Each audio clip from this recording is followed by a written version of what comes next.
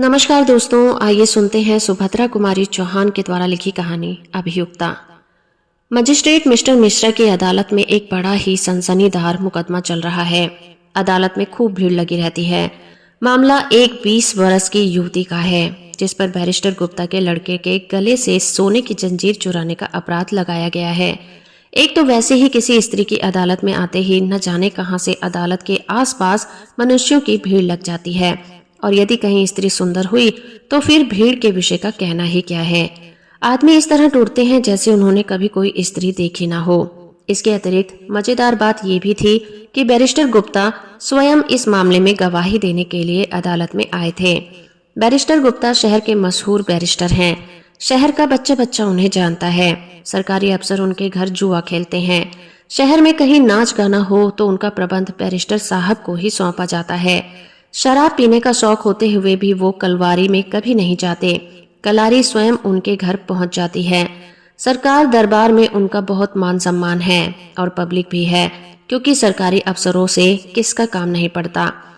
Barrister साहब हैं भी बड़े मिलनसार, पब्लिक का काम बड़ी दिलचस्पी से करते हैं। इस प्रकार के कामों में वो बहुत व्यस्त रहते हैं और दूसरे के कामों के लिए उन्हें फुर्सत ही नहीं रहती। मुकदमा शुरू हुआ। अभियुक्ता की ओर से कोई वकील न था। वो गरीब और असहाय थी। सरकार की ओर से 300 पाने वाले कोर्ट साहब पैरवी के लिए खड़े थे।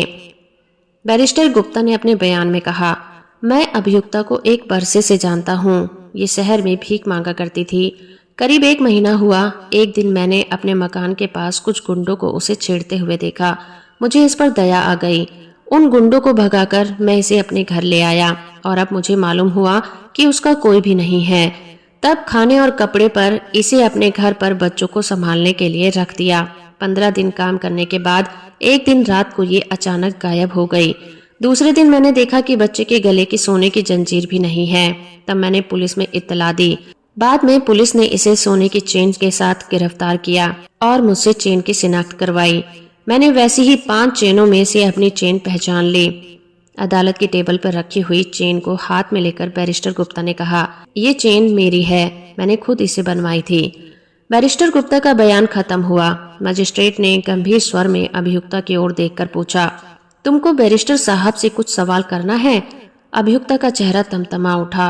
वो तिरस्कार सूचक स्वर में बोली, जी नहीं, सवाल पूछना तो दूर की बात है, मैं इनका मुंह भी नहीं देखना चाहती। अभियुक्ता की इस निर्भीकता से दर्शकों के ऊपर आश्चर्य की लहर सी दौड़ गई। सबकी आंखें उसकी ओर फिर गईं। बैरिस्टर गुप्ता की ओर भी लोगों का ध्यान विशेष रूप से आकर्षित हुआ। उनके मुंह से एक प्रकार की दबी हुई अस्पष्ट मरमर ध्वनि सी निकल पड़ी। मुकदमे में और भी रंग आ गया। अब तो लोग अधिक ध्यान से मुकदमे की कार्रवाई को सुनने लगे। बैरिस्टर गुप्ता की बातों का समर्थन पुलिस के दूसरे गवाहों ने भी किया। एक सराफ ने आकर कहा, मेरी दुकान से सोना लेकर बैरिस्टर साहब ने मेरे सामने ही ये चेन सुनार को बनाने के लिए दी थी। एक सुनार ने आकर बयान दिया, ये चेन बैरिस्टर साहब के लिए मैंने ही अपने हाथ से बनाकर उन्हें दी थी।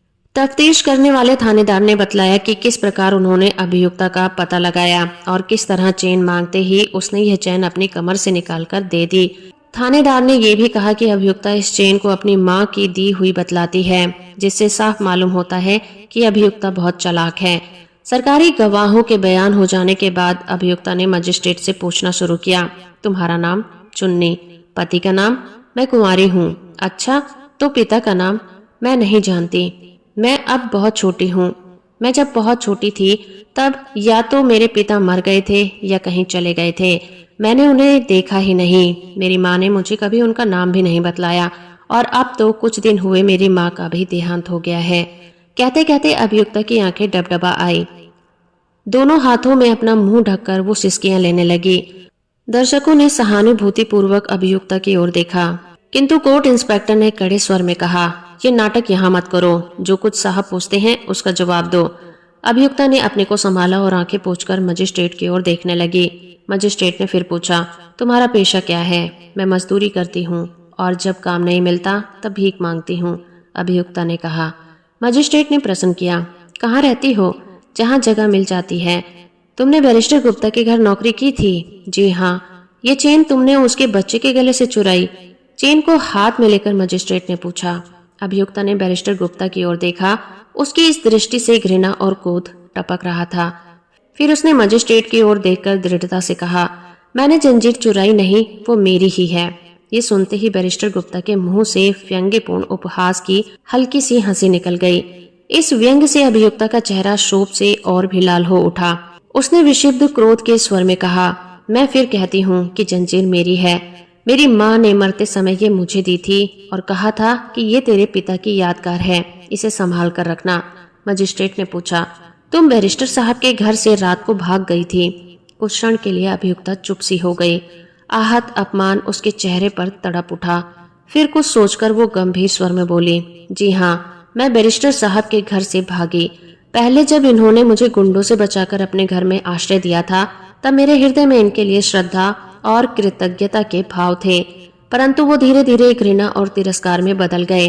मैंने देखा बैरिस्टर साहब की खुद की नीयत ठिकाने नहीं है। वो मुझे अपनी वासना का शिकार बनाने पर तुले हुए हैं। धीरे धीरे वो मुझे हर तरह का लालच दिखाने लगे और धमकियां देने लगे। एक दिन इसी तरह का छीना झपटी में उन्होंने मेरी ये सोने की जंजीर देख ली, इसीलिए इन्हें चोरी का झूठा इल्जाम लगाने का मौका मिला। मैं चोरी के डर के मारे कभी जंजीर को गले में नहीं पहनती थी, सदा कमर में खोसे रहती थी। अभियुक्ता का बयान सुनते ही अदालत में सन्नाटा छा गया। किसी को भी उसके बयान में किसी तरह की बनावट न मालूम हुई। बैरिस्टर साहब के प्रति घृणा और अभियुक्ता की ओर सहानुभूति के भावों से दर्शक समाज का हृदय ओतप्रोत हो गया। सभी दिल से चाहने लगे कि वो छूट जाए, परंतु कानूनी कठिनाइयों को सोचकर सब निराश से हो गए। चेन उसकी होते हुए भी भला बेचारी इस बात का सबूत कहाँ से देगी कि चेन उसी की है।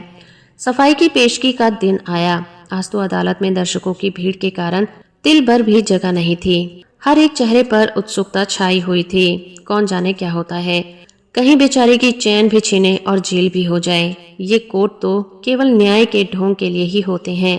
न्याय के नाम से सरासर अन्याय होता है। अदालतें धनवानों की ही हैं, गरीबी की नहीं।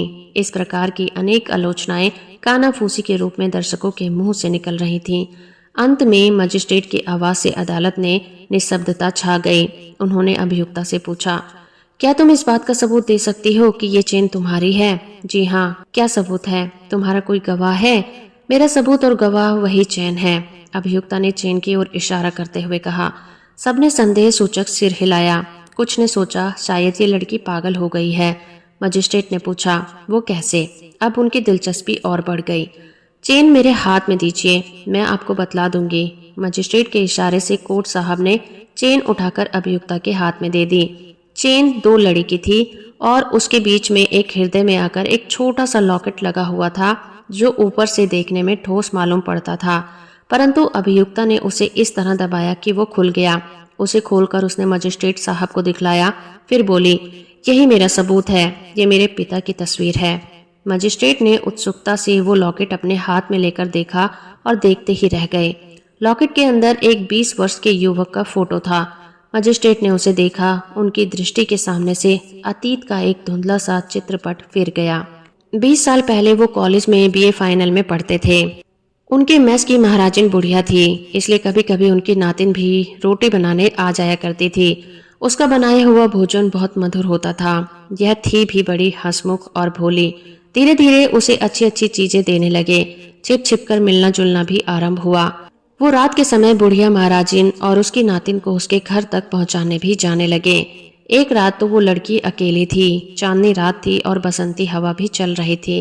घने वृक्षों के नीचे अंधकार और चांदनी के टुकड़े आंख मिचौनी खेल रहे थे। कहीं कहीं एकांत स्थान में उन्होंने अपने आप को खो दिया। कॉलेज बंद हुआ और विदाई का समय आ गया। रोती हुई प्रेयसी को उन्होंने एक सोने की चैन और फोटो वाले लॉकेट की यादगार के रूप में दे दिया। सिसकियों और हृदय स्पंदन के साथ बड़ी कठिनाइयों से वो विदा हुए। ये उनका अंतिम मिलन था। उसके बाद वो उस कॉलेज में पढ़ने के लिए नहीं गए, क्योंकि वहाँ लॉ क्लास नहीं थी। वो धीरे धीरे उन सब बातों को स्वप्न की तरह भूल गए। किंतु आज इस लॉकेट ने उनके उस प्रणय के परिणाम को उनके सामने प्रत्यक्ष लाकर खड़ा कर दिया। उन्होंने सोचा, तो क्या ये मेरी ही? इतने में लॉकेट उनके हाथ से छूटकर टेबल पर खट से गिर पड़ा। उसकी आवाज से वो चौंक पड़े। दर्शक भी चौंक पड़े। मजिस्ट्रेट ने सिर नीचा किए हुए कहा, अभियुक्ता निर्दोष है, उसे जाने दो। ये कहते हुए वो तुरंत उठकर खड़े हो गए, जैसे न्यायाधीश की कुर्सी ने उन्हें काट खाया हो। तो दोस्तों अभी आप सुन रहे थे सुभद्रा कुमारी चौहान के द्वारा लिखी कहानी अभियुक्ता। उम्मीद करती हूँ मेरा ये प्रयास और ये कहानी आपको अच्छी लगी होगी। वीडियो को लाइक और चैनल को सब्सक्राइब करना बिल्कुल ना भूलें।